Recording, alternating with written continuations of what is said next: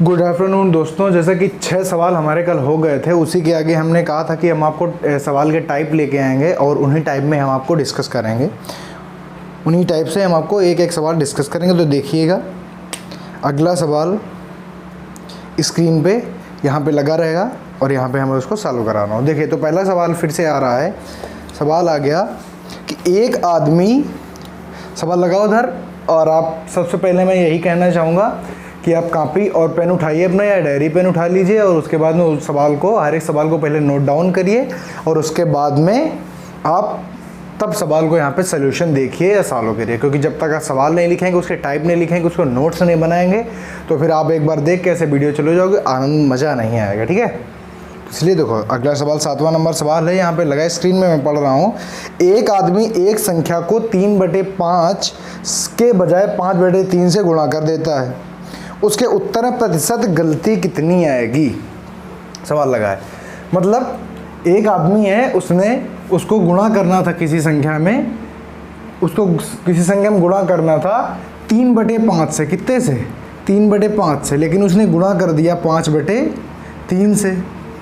मुझे कोई संख्या दी गई, बोला गया कि आपको इसमें 3/5 से गुणा करना है, लेकिन मैंने गलती से उसमें 5/3 से गुणा कर दिया। तो सवाल में कह रहा है प्रतिशत गलती कितनी आएगी। देखिए, ऐसे सवालों में क्या किया जाता है, ऐसे सवालों में जो डिनोमिनेटर होते हैं, दोनों जो हर होते हैं, उनका ले लिया जाता है लासा, या फिर लासा ले लो, या फिर कोई ऐसी संख्या यहाँ पे मानी जाती है जो दोनों से क्या हो जाए, डिविजिबल हो जाए। मतलब मेरा कहने का मतलब ये है कि यहाँ से फ्रैक्शन को हटा के एक नंबर में इनको चेंज कर लेना है। सबसे अच्छा तरीका होता है आप एलसीएम ले लीजिए। मैंने दोनों का एलसीएम लिया तो 3 और 5 का एलसीएम आ गया 15 आ गया। दोनों में 15 को क्या कर दो, मल्टीप्लाई कर दो। दोनों में 15 का क्या कर दिया, मल्टीप्लाई कर दिया। अब बताइए, ये कट गया, 3 बार गया तो इसमें आ गया 9, ये कटा 5 बार गया तो आ गया 25। मतलब गुणा करके उसको लाना था 9 और लेके आ गया 25। तो क्या, अब बताओ डिफरेंस कितना आया? तो इसका डिफरेंस है, ये है सही, ये क्या है, ये है सही, और ये क्या है, गलत। मतलब सही ये था, करना ये था, लेकिन उसने कर क्या दिया, ये कर दिया। गलती है उसने ये कर दी। तो कितनी गलती कर दी है, तो कितना इसमें डिफरेंस आ गया? तो डिफरेंस आ गया 25 में से 9 गए, कितना आ गया, 16 का इसमें डिफरेंस आ गया। 16 का डिफरेंस आया, किस में आया, 9 में आया, क्योंकि उसको लिखना था 9, तो बेस तुम्हारा 9 बनेगा ना। तो 16 का डिफरेंस आया, किस में आया, 9 में आया, और गुणते 100।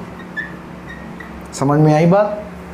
तो जानते हैं कि 9 से अगर डिवाइड कर लो, दशमलव में समथिंग आएगा आंसर। चलो डिवाइड करते हैं। 9 से उसको एक बार जाएगा, उसके बाद कितना बचेगा, उसके बाद बचेगा 7, पॉइंट लगाओ तो फिर जाएगा 7 बार, फिर कितना बचेगा 6, ऐसे करके समथिंग जाएगा और चला गया। मान लो एक बार कितना बचेगा 63, और फिर से 7 बचेगा, फिर ऐसे ऐसे जाएगा। तो यहाँ पे लिख दिया मैंने कि आ जाएगा 177% की क्या आ जाएगी, उसकी गलती आ जाएगी। 177% की उसकी गलती आ जाएगी। इतनी हो इसमें गलती कर देगा। ठीक, बात समझ में आई कि नहीं आई? एक छात्र को बोला गया कि आप किसी संख्या में 3/5 से गुणा करना है, लेकिन उसने बाई फॉल्ट 5/3 से गुणा कर दिया। तो उसके आंसर में क्या आने लगा, तो उसके आंसर में ज्ञात करनी है कि गलती कितनी हो गई। तो ऐसे आंसर से में करते क्या है, दोनों को लिखते हैं और दोनों के हर का लासा लेते हैं, ऐसी संख्या से गुणा करते हैं जिससे इनसे कट के ये पूर्ण नंबर में क्या हो जाए, बन जाए। और जब बन जाती है, जिसमें डिफरेंस कितना आता है, तो भैया ये था सही करना था 3/5, लेकिन उसने गलती से 5/3 कर दिया। तो डिफरेंस कितना आ गया, 6, और किस में, 9 में इंटू 100। तो ये हमारा आंसर आ गया। ठीक, अगला क्वेश्चन देखते हैं। अगला क्वेश्चन देखिए, अगला क्वेश्चन इधर ही आपको साइड में लगा मिलेगा। अगर कोई भी क्वेश्चन याद है आप हमें कमेंट करिए। वैसे ऐसा कुछ है नहीं, हम पढ़ाने में कोई चीज़ छोड़ते हैं नहीं कि आपको आगे दिक्कतें हैं, तो ऐसा तो पहली बार तो होने वाला है ही नहीं। अच्छा, अगला इसी के टाइप का दूसरा भी क्वेश्चन है। हम लगभग 2 क्वेश्चन लेके आ रहे हैं। अगला, एक छात्र किसी संख्या को 4/3 के बजाय 3/4 से गुणा कर देता है, तो उत्तर में प्रतिशत गलती बताइए। एक छात्र था, उससे बोला गया कि किसी संख्या में आपको मल्टीप्लाई करना है 4/3 से। किससे करना है? 4/3 से। लेकिन वो गलती से 3/4 से क्या कर देता है? मल्टीप्लाई कर देता है। तो उत्तर है प्रतिशत गलती। बताओ, अभी मैंने आपको समझा कि इस टाइप के क्वेश्चंस में जब भी कभी कुछ से गुणा करना होता है, गुणा की गलती से दूसरे से हो जाता है, तो ऐसे क्वेश्चन में क्या करते हैं? डिनोमिनेटर का हरों का ले लेते हैं लासा, जो आता है लासा उसका दोनों में क्या कर देते हैं? मल्टीप्लाई। तो इनका लासा आएगा 12, 12 का हम क्या कर देंगे? दोनों में मल्टीप्लाई कर देंगे। टोलो का दोनों में हम मल्टीप्लाई कर देंगे, और जब मल्टीप्लाई करेंगे तो ये कटेगा 4 बार जाएगा, और इससे ये कटेगा 3 बार जाएगा। इसमें आ गया 16, और इसमें कितना आ जाएगा? इसमें आ जाएगा आपका 9 आ जाएगा। अच्छा, ये है सही। क्या है ये? सही। करना था ये, उसने कर क्या दिया? गलत। उसने ये कर दिया। करना था उसको सही, लेकिन उसने कर क्या दिया? गलत कर दिया। तो अब बताइए प्रतिशत त्रुटि कितनी आएगी? बताइए। तो अब यहाँ इसमें और इसमें डिफरेंस कितना आएगा? बताइए।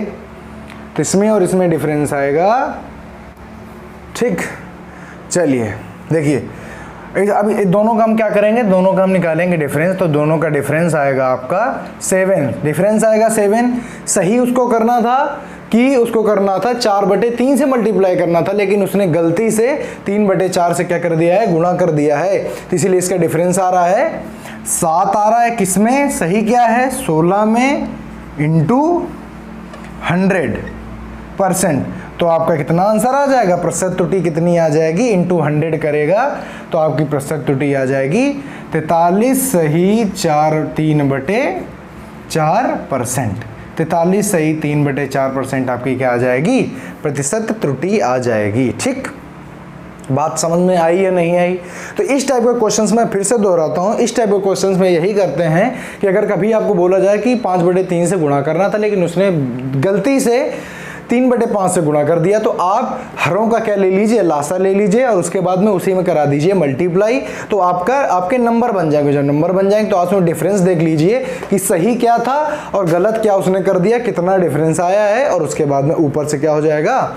ऊपर से इतना डिफरेंस आ गया, और ऊपर से इसका कंपैरिजन कर लीजिए, और सही क्या था? सही को नीचे रख दीजिए, 100 का मल्टीप्लाई कर दीजिए, तो आपका आंसर आ जाएगा। आपका आंसर क्या होगा? आपका आंसर आ जाएगा। अगर किसी को भी नोट करना हो तो वीडियो पॉज कर दीजिए और उसको नोट करते जाइए। चलिए अगला क्वेश्चन कहता है कि साइड में लगा, देखते जाइए। चीनी की कीमत में 16 सही 2/3% की वृद्धि हो जाने पर किसी परिवार की खपत 20% घट जाती है। खर्चे में प्रतिशत बदलाव ज्ञात कीजिए। अच्छा, अब क्या होता है? नॉर्मली घर परिवार में यही होता है कि अगर जिस चीज़ की कीमत बढ़ जाती है तो उस चीज़ की जो खपत होती है वो उनको घटानी पड़ती है। अब इसमें क्या है? चीनी की कीमत। अच्छा, एक चीज आपको चीज़ बताते हैं कि खपत गुणते मूल्य बराबर खर्चा। खर्चा ये क्या होता है? ये हमारा एक फॉर्मूला होता है कि सीधी सी बात, जितनी खपत होगी और जितना मूल्य होगा। भाई मान लो 1 किलो चीनी हम लाते थे और 20 रुपए की लाते थे, तो 1 किलो गुणते 20, तभी तो खर्चा निकलेगा कि हमने कितना खर्चा किया।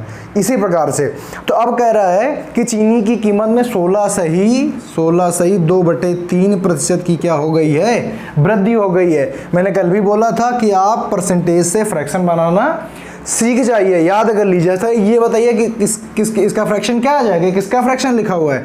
ये फ्रैक्शन लिखा है 1/6 का। ठीक, ये फ्रैक्शन लिखा हुआ है 1/6 का। तो ये क्या हो गई है? कीमत में वृद्धि हो गई है। कीमत में क्या हो गई है? चीनी कीमत में वृद्धि हो गई है, मूल्य में वृद्धि हो गई है। तो खपत कितनी कम कर दी है? खपत 20% कम कर दी है। तो 20% खपत क्या कर दी है? कम कर दी है। 20% की फ्रैक्शन क्या होती है? 1/5 होती है। चलो, कम कर दी है। अच्छा, अब यहाँ पे देखते हैं, जरा सा इसको इधर लिख लेते हैं। अच्छा, ये चीज़ समझ में आ गई ना, फ्रैक्शन कैसे बनाते हैं। 16 सही 2/3 की फ्रैक्शन बनेगी 1/6, वृद्धि हो गई, और 20% की फ्रैक्शन बनेगी 1/5, कमी हो गई। खपत, तो खपत क्या हो जाएगी? खपत पहले थी 5, पुरानी और नई। अब कितनी हो गई, एक कम हो गई है 4। पहले मूल्य था 6 रुपये, अब एक बढ़ गया है तो हो गया है 7 रुपये। दोनों क्या करा देंगे आपस में, मल्टीप्लाई करा देंगे। तो ये कितना आया, 30 आया, और ये कितना आया, 28 आया। अच्छा आप बताइए, दोनों में अब खर्चे में कमी कितनी उनको करनी पड़ी, तो उनको खर्चे में कमी करनी पड़ी है 2 रुपये। क्या कितनी करनी पड़ी, 2 रुपये। तो अब 2 रुपये कमी करनी पड़ी किसमें, 30 में, गुणते 100।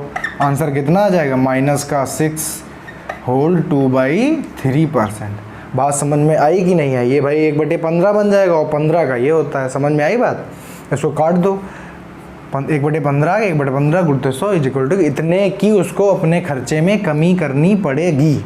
बात समझ में आई कि नहीं आई। चलिए अगला क्वेश्चन देखते हैं। देखिए अगला क्वेश्चन पढ़ते हैं, ठीक। अगला क्वेश्चन कह रहा है अगला क्वेश्चन कह रहा है कि किसी सिनेमा हॉल में किसी सिनेमा टिकट की बिक्री 57.7% बढ़ जाती है और टिकट का मूल्य 16.2% भी बढ़ जाता है, तो राजस्व में कितनी वृद्धि होगी, ये पूछ रहा है। चलो कोई बात नहीं, मैंने बताया उसने कि 57 सही 1/7% की क्या हो जाती है, वृद्धि हो जाती है। अच्छा होता है 57 से 1/7% का फ्रैक्शन क्या होता है, मैंने कल भी बताया था, होता है 4/7। क्या होता है, 4/7 बढ़ जाती है। नहीं आता तो निकाल लीजिए, 50% प्लस 7 सही 1/7%, तो 50% का हो जाएगा फ्रैक्शन 1/2, और 7 सही 7 का हो जाएगा 1/14। जब आप निकालेंगे तो आपका यही आएगा आंसर, ठीक। बार बार मैं वो चीज़ें नहीं बताने वाला हूँ, ठीक है। और फिर क्या होता है, 16 सही 2/3% टिकट का भी मूल्य क्या हो जाता है, बढ़ जाता है। ये किसकी फ्रैक्शन है, ये फ्रैक्शन है 1/6 की, बढ़ जाता है। तो कह रहे हैं राजस्व में क्या आएगा, देखिए तो इसका होता है बिक्री, फार्मूला होता है ये, कहीं किताब में फार्मूले नहीं मिलेंगे। बिक्री गुणते मूल्य इज इक्वल टू राजस्व, यही तो होता है कि नहीं होता है, बताइए। जब बिक्री होगी उसका मूल्य मिलेगा, कोई चीज़ तुमने बेची और जो उसका तो जब दोनों को ऐड करेंगे, जब दोनों का मल्टीपल, तभी तो राजस्व आएगा।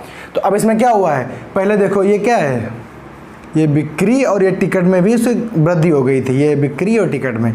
तो पुराना राजस्व कितना था और नया राजस्व कितना है। अच्छा पुराना देखो, राजस्व बिक्री टिकट की बिक्री पहले थी 7 और अब बढ़ गई है कितनी, 4। तो पहली बिक्री थी 7, अब बढ़ गई है 4, तो हो गई है 11। समझ में आई बात। और पहले कीमत थी 6 और 1 बढ़ गई है, तो कीमत कितनी हो गई, पहले थी 6 अब हो गई है 7। दोनों का आपस में मल्टीप्लाई करा दो, तो 6 7 42 और यह आ गया 77। बताओ राजस्व कितना बढ़ जाएगा, कितना बढ़ेगा, तो राजस्व बढ़ेगा 35 रुपये, या 35 बढ़ जाएगा। 35 बढ़ जाएगा, किससे बढ़ जाएगा, 42 से, और गुणते 100। काट लो इसको यहीं पे, 5 और 6। तो इसका जो फाइनल आंसर आएगा, वो आ जाएगा 83 सही 1/3%। क्या आ जाएगा, 83 सही 1/3% इसका फाइनल आंसर आ जाएगा। बिक्री गुणते मूल्य इज इक्वल टू राजस्व, और कह रहा है कि 57 से 1/7% वृद्धि कर दी गई थी बिक्री में, और उसके बाद में मूल्य में भी 16 से 2/3% की। मैंने इसका क्या किया, दोनों का बना लिया फ्रैक्शन। मैंने नीचे वाला बताया कि हमेशा जो हर होता है ये क्या होता है, मूल संख्या होती है, ये होती है मूल संख्या, और जो ये ऊपर होती है ये होती है प्रतिशत संख्या। मतलब ये बताता है कि कितने की वृद्धि हुई और कितने की कमी हुई थी, ये वृद्धि और कमी बताया। तो पहले थी 7, 4 बढ़ गई तो हो गई 11 बिक्री, पहले थी कीमत 6, 1 बढ़ गई तो हो गई 7, दोनों का मल्टीप्लाई करा तो राजस्व पहले 42 था अब हो गया 77, पहले 42 था अब हो गया 77। तो कितने की वृद्धि हो गई है, 35 की वृद्धि हो गई। किसमें, 42 में। पहले 42 पुराना रेट था ना, 35/42 गुणते 100 इक्वल 83 से 1/3%। फटाफट जिसको नोट करना है नोट कर लीजिए जल्दी से, जिस भी बच्चे को नोट करना है जल्दी से नोट कर ले, ठीक है, जल्दी से नोट कर लो। फिर उसके बाद में आगे क्वेश्चन, बहुत ही अच्छे अच्छे क्वेश्चन आने वाले हैं, फिर आगे क्वेश्चन पढ़ाया जाए। चलो देखो आगे क्वेश्चन पढ़ाते हैं। आगे का क्वेश्चन क्या कहता है, किसी शहर की जनसंख्या 1 लाख 1,89,000 है, किसी भी शहर की जनसंख्या 1,89,000 है, समझिए 1,89,000 है, उसमें से 4/9, उसमें से 4/9 क्या है, 4/9 पुरुष हैं और बाकी महिलाएं हैं, 4/9 पुरुष हैं और बाकी महिलाएं हैं। अच्छा, और फिर कह रहा है 50% पुरुष क्या हैं, विवाहित हैं। तो क्वेश्चन नंबर 1 कह रहा है, क्वेश्चन इसी से नोट के लिए स्क्रीन में आ रहा होगा, कह रहा है 50 विवाहित संख्या का प्रतिशत ज्ञात करो और विवाहित महिलाओं का प्रतिशत ज्ञात करो। देखो जो जनसंख्या लिखी हुई इससे हमें कोई लेना देना है नहीं, क्योंकि हमसे प्रतिशत पूछ रहे हैं। चलो करते हैं। कह रहा है कि 4/9, 4/9 क्या है, पुरुष हैं। अच्छा दिमाग लगाइए, ये क्या है, टोटल जनसंख्या है। ये क्या है, टोटल जनसंख्या लिखी हुई है नीचे। ये क्या होता है, मूल संख्या, वास्तविक संख्या। ऊपर क्या लिखा है, ये है पुरुषों की संख्या। अच्छा 9 में अगर 4 पुरुष हैं, 9 में अगर 4 पुरुष हैं, महिलाएं कितनी हुई, तो भैया पुरुष हैं कितने, 4 और महिलाएं कितनी हैं, महिलाएं हैं, महिलाएं 5 हो जाएंगी भाई। जब 4 पुरुष हो गए 9 में, तो महिलाएं कितनी बची, 5। और कह रहा है 50% पुरुष विवाहित हैं। तो 50% का मतलब क्या हुआ, मतलब हुआ, 1 मिनट रुक जाओ, ऊपर लिख ले नहीं तो फिर बनेगा नहीं, नीचे तक जाना पड़ेगा। यह चीज़ समझ में आई है कि नहीं आई है, कि 4/9 में ये है कुल जनसंख्या और ये है पुरुष, ठीक है। तो पुरुष और महिला या महिलाएं, तो जब 4 पुरुष हैं तो महिलाएं कितनी होंगी, 5। अब कह रहा है 50% पुरुष विवाहित हैं, अगर 50% विवाहित होंगे तो बताइए कितने विवाहित होंगे, 2। कह रही 50% पुरुष विवाहित हैं। अच्छा पुरुष विवाहित किससे होंगे, महिलाओं से ही तो विवाहित होंगे, जनसंख्या में महिलाएं भी हैं। तो अगर 50% पुरुष विवाहित और महिलाएं भी कितनी विवाहित होंगी, अपने आप से 50, तो 2 महिला भी विवाहित नहीं हो जाएगी, बताइए, 2 महिला भी विवाहित हो जाएगी, 2 पुरुष विवाहित और 2 महिला भी विवाहित हो जाएगी। अब कह रहा है कि विवाहित जनसंख्या का प्रतिशत ज्ञात करो। तो टोटल विवाहित जनसंख्या कितनी है, 4, कितनी, 4 किसमें, 9 में, गुणते 100। तो इसका प्रतिशत ज्ञात करो, ठीक। इसका प्रतिशत एक तो निकाला जाएगा। और दूसरा कह रहा है कि विवाहित महिलाओं का प्रतिशत, तो विवाहित महिलाओं का प्रतिशत क्या हो जाएगा, 2/9 और गुणते 100। महिलाएं कितनी हैं, महिलाएं 2 ही तो विवाहित हैं, तो 2 टोटल कितनी है, 9 और गुणते 100। इसको डिवाइड करें तो 100/9 कितना हो जाएगा, 9 एक बार गया, फिर एक बार गया, 1/9। यही तो होता है, यही तो होता है भैया। 1/9 का 4 से इसमें मल्टी करते हो जाएगा 44 होल्ड 4/9%। सीधे कर सकते हैं 100/9, तो 100/9 क्या हो जाएगा, 11 से ही 1/9 हो जाएगा, ठीक है। तो ये हो जाएगा, तो इतना इसका परसेंट आ जाएगा, ठीक। अब नीचे वाला देखो, नीचे वाला अगर करने जाएँ तो सेम यही होगा। तो ये आ जाएगा 11 होल्ड 1/9 आएगा, 11 होल्ड 1/9 आ जाएगा। 2 से इसमें मल्टीप्लाई करा दो तो कितना आ जाएगा, 22 होल्ड 2/9%, ठीक।